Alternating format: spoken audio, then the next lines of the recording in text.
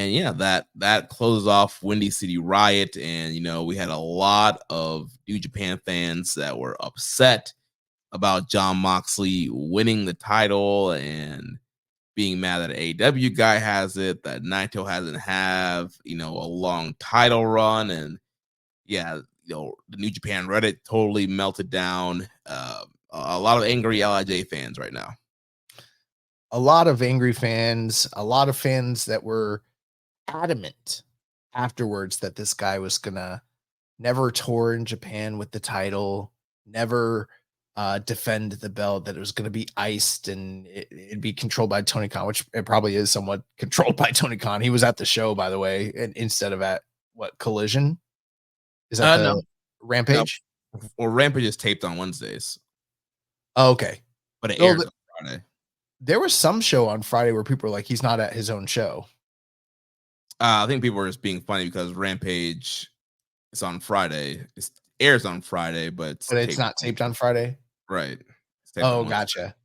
Yeah, because there was people that were like saying that, and I was like, oh, I guess this is more important. But anyways, obviously his guy's champion, so he's going to have a say in the booking of things. But there was a report. I'm sure you probably have it in the news, Jeremy. But like, the report is that they've kind of cleared the schedule for Jon Moxley so he can have this title reign and work dates in Japan, which that kind of completely nullified the anti Mox, anti AEW contingent that were like, oh, he's never going to come to Japan and defend. But now that now they shifted the goalposts, and it's like, well, he's not working enough dates. He's not working Satsuba no Kuni. He's not working Satsuba no Kuni. He's not working Road Wrestling Dontaku Night 5. And Jeremy, remember when we talked about this, I said, hey, if what turns out, and actually I didn't even expect him to work Dontaku, to be honest with you. But I said, hey, if we get him just showing up in Japan on the big events to defend the title, that would be enough for me. And instead, we're getting cool preview tags. He's working road twos, not all of them, but he's working Cork and Halls. He's working big shows. He's got multiple defenses lined up, and they can't fucking handle that. Like it's pissing them off so bad. And I have no dog in the fight. Like, it doesn't matter to me, but I do think it's funny how they're like, he's never showing up. And then he showed up and they're like, he's not showing up enough. Meanwhile, this is factual. If you take a look at Naito's title reign, there were tours that he worked all the shows. There were tours where he didn't work any shows and he was champion. Like, and other champions too, Sonata, others in the past, like they don't always work every show on every tour. Like, you know what I mean? Right. Like, it's not realistic. And historically, the IWGP title, there are very few defenses of that title throughout the year. It's not like Western where the title is defended every single month. And so there is sometimes breaks in between title defenses, and people are going up in arms. It's going to be 10 days of the champions not in the country and blah blah blah. It's like that's not really that uncommon, to be honest with you. And even if he was, he'd be working undercard tag team matches with Shota Umino. You know what I mean? Like, right. And and the whole thing is, people are getting so mad about this, but Japanese fans seem to be pretty positive about it based off of people's Japanese fans' reactions of the posts on Twitter. And the thing too is, like, with Naito, like, the guy, he's not in his 20s, he's not in his 30s, he's not some young spring chicken. Like you mentioned earlier, knees are messed up, multiple eye surgeries, bicep injuries. Like, this guy is literally held together by duct tape, and people are wanting this Okada like year-long historic title. When is Naito gonna get his long, well-deserved title reign? He had it. That's the thing they don't realize. It happened. It just happened to occur when a pandemic was ravaging the world and people couldn't cheer. And for some points, people weren't even in the crowds. That's when he was champion. Unfortunately, that's the truth. He was champion almost that whole year or whatever. Like, he dropped the title. because he won it in He dropped it to Evil, January. Yeah. and then he won it back from Evil.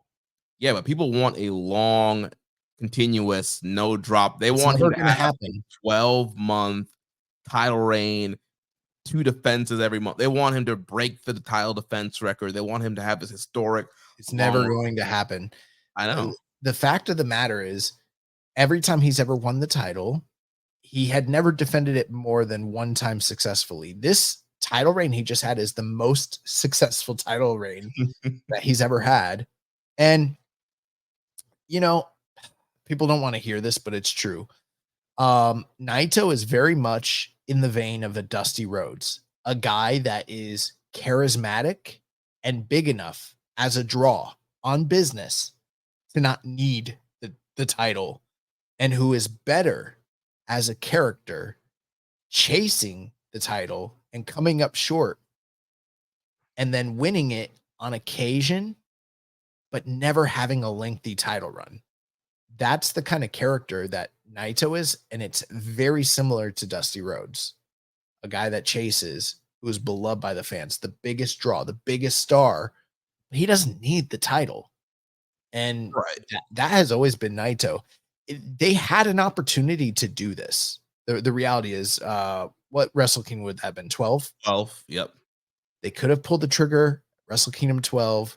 We would have never gotten the Okada all-time record-breaking IWGP reign. We would have never gotten the transition to Kenny Omega and what that feud produced.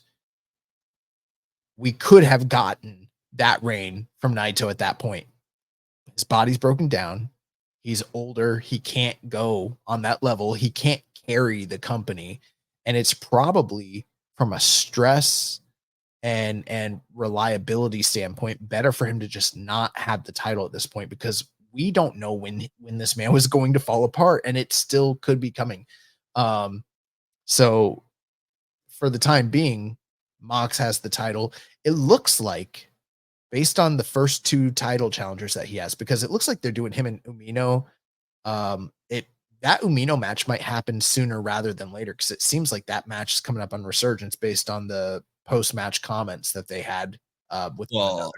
I think that's what Umino hopes to be the plan, but I think what's going to happen, to kind of jump ahead, I think Finlay is beating Tsuji at Dantaku, and because it's a Bullet Club, show, and then post-match he'll attack Moxley, challenge Moxley for Resurgence, and they'll do Moxley versus Finlay at Resurgence, and then finally Umino will get his shot at Dominion, which was the show that he faced Moxley the first time 5 years ago. That makes sense to me, and I'd kind of thought about Finlay being the challenger, because I think back to our time in LA and how people react to just Bullet Club in California in general, and I'm like, that would kind of make sense. So I don't think you're far off there, and people don't want to hear that, because now that means Tsuji's going to lose to Finlay, but that's probably where we're going. I mean, they're not going to boost up Tsuji again, right after he lost. But what I was saying earlier is, we're getting a champion who's willing to work with all these young guys.